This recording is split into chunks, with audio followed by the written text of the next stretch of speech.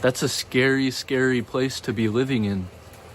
Thinking you are separate, thinking that, not even knowing of this realm of awareness that you really are. This is all a dream, really. And whoever said dreams aren't real? Who was the first person that started saying dreams aren't real? They're real. It's an experience just like this. It's just not rooted in the physical realm, so it's only not real if you are a physical-minded person. But dreams are real. This is a dream, and it is real. But it's also temporary, and that's what makes it a dream. It's always changing. It's fluid. But you, the dreamer, you are the dreamer. There's one dreamer, and it's you. And it's also me. And it's also everybody, but there's one. And we're all dreaming from the same place. But we just don't feel that way. And that's a beautiful, beautiful thing. It's actually a gift that we feel separate, but it's also a curse, because if you believe that you're only separate, that's a curse. But if you know your oneness and then you also have the separation, that's a gift, because now you can have relationships, now you can have a sense of other. It opens up a lot of opportunities. But you have to remember that you are the dreamer. The dreamer, there's one, and it's you. The dreamer is beyond the dream. The dream could never hurt the dreamer. That's like if you're having a dream at night and you think, oh no, I'm getting killed in my dream. Oh, and it's so scary. And then you just wake up and then you're like, oh, it was just a dream. That's how this is. This is how this life is. It's like a long, stretched out, multiplayer dream, and you are every character. But you just think you're this one character right now. And that's okay. It's okay to not understand, because not understanding is what allows life to be exciting. Okay, so don't try to know what life is or to understand it. Just let it happen and trust it. And once, if you do end up understanding it, you will actually choose to forget. That's what I did. I knew I was there, and then I came back. I came back because I missed it, because this is a beautiful, beautiful experience. But it's only beautiful when you can identify only as the dreamer, not as the dream. And I also didn't completely forget. There's a part of me that will never forget the perfection. The perfection that is reality. Life is a circle. You will understand everything at the end.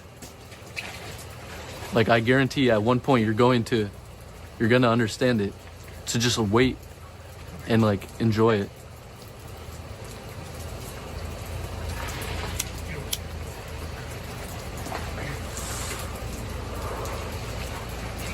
And if you already know all of this, hey, that's awesome. Welcome to the club, baby. It's like a secret club. We're a bunch of secret agents. We pretend we're this character to the world, but we're not. But it's fun to pretend. It's fun to play games. That's why we're here, right?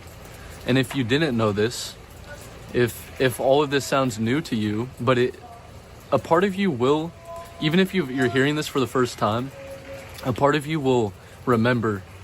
It's like what I'm saying is resonating because it's true. Truth always resonates. So if this is new to you, don't feel any pressure to understand what I understand, because truly, I don't know anything. Wisdom goes beyond knowing. The deepest wisdom is being what it is, being the wisdom, being the truth, being life, being existence, being the dreamer. That goes so far beyond knowing, because knowing is limited to your mind. Your mind is part of the dream. The thinking and the thoughts, it's just like the physical. It's part of the dream. You don't want to identify with your mind or with your thoughts. You are actually you're a step beyond the mind.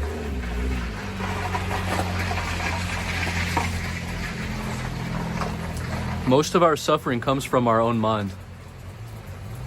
So when you're not identified with the mind anymore, there's a lot less suffering. And also, suffering's not really a bad thing.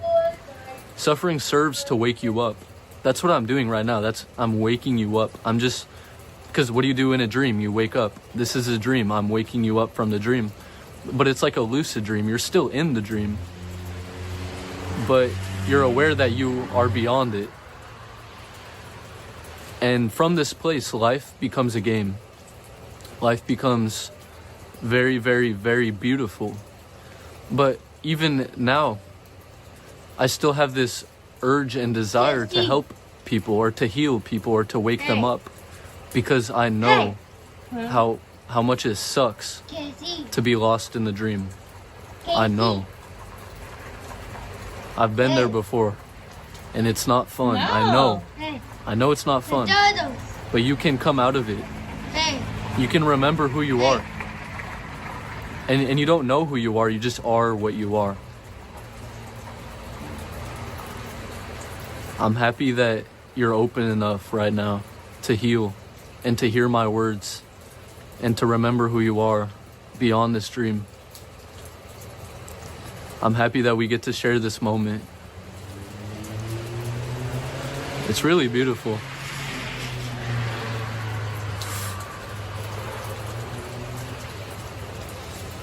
But yes, I did quit smoking, and I've been feeling a lot better, just more energy. But just for the videos, I don't know, something about it.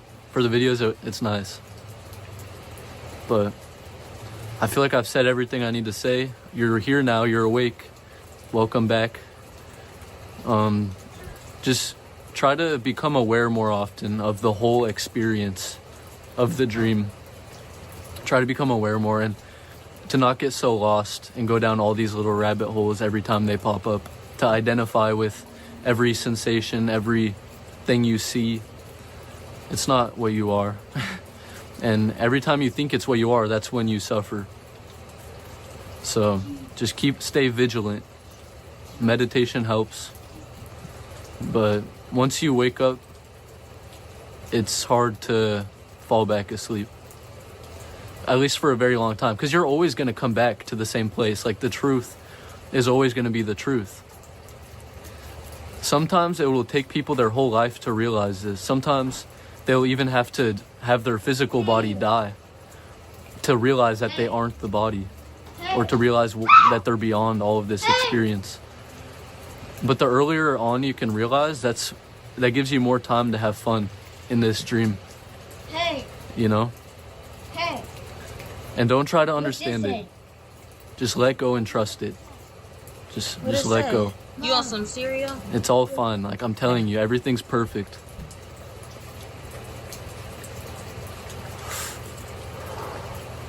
I love you. I do. Because you're me. And I love myself. And what is myself? I don't know. But I know I love it. I know that it deserves love. I know that you deserve love, so I love you. And I hope you have an amazing night or a day. I hope this video could help if you needed it. I don't know if anyone really needs help, if it's really even my job, or if the universe is just gonna work it all out. But that's it. So hasta la vista, amigo. Until next time. He spoke about the body and the spirit. Sometimes he says sometimes the physical body has to die. But I feel like, this is true to it. And I feel like he's coming from he's still dreaming. He feels like he's waking up, but he's still dreaming, because honestly, his body has not completely woken up yet. His body has not completely healed from detachment of the substance that he's taking in. But at the same time, God said, what you take in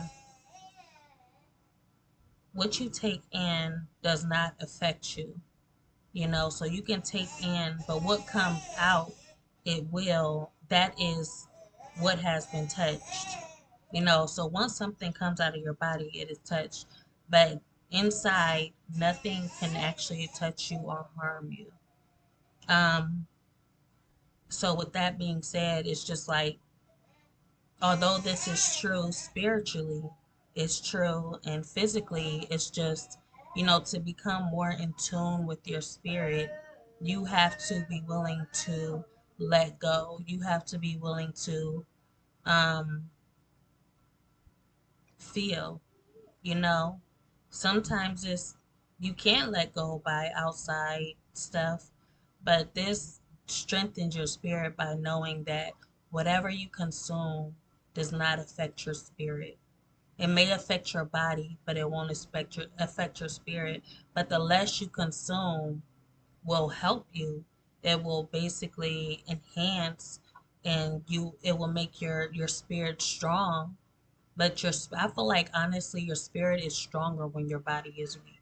That's what he's saying. Your spirit is stronger when your body is weak. But at the same time, if you have the opportunity to help yourself become strong physically, who says that spirit your body can't be as strong as your spirit, you know? The more you heal, the you're healing those traumatic experiences. Your body is only worldly. So you are healing your mind, you're healing your body, you're healing all of your insides. And the more you heal, the more you'll remember, the more you'll feel, the more you'll go down those paths that traumatized you back then and heal from those. And this only, you know, heals your spirit. This heals you, and you will become more in tune with life. And sometimes healing one part of your body means letting go of the other. So now that your body is healed, the more your spirit can flourish, the more your spirit can grow, the more you let go, and your spirit can wander. You know, then you can dream. You can dream and remember those dreams and be intact with those dreams because your body is now healed. You know, when you are not healed, your body is trapped inside. You know, your body is trapped. I mean, your spirit is trapped inside. It's like I said, your spirit is trapped inside that web. And in order to unweave yourself from that web, it's like a lot of digging, trying to find that gold, you know, in that mind. Your spirit is that gold in that mind. And you have to figure out a way to dig and dig up your spirit so that your spirit can be free from that web inside your mind. All the web, like I said, the web is all of these, you know, everything that we have been conditioned to, the traditions, those experiences, what we have been fed that our spirit, and a lot of times I feel like our spirit had died a long time ago. You know, when we were inside, you know, not to bash the school, but you know, when we're in school, we are only building up our body. We're building up our body to where our spirit has become so weak. So once we let go of all those conditions, once we be free from the government, free from society, free from all that is taken away from us, all of that energy, we can eventually revive. You know, we can dig up our spirit from all of that, you know, all of that muck, all of that mud, all of that. We can just clean it off and do it the right way, you know, because like I said, that your spirit, his spirit was trapped inside that web. His spirit cannot be free. But the more you free yourself from society and from the things outside of yourself, worldly, the more you free yourself from your old mind, free yourself from that old self, free yourself from, you know, all of that toxic energy, the more you will begin to heal. It takes, you have to kill one stone to make it to the next stone.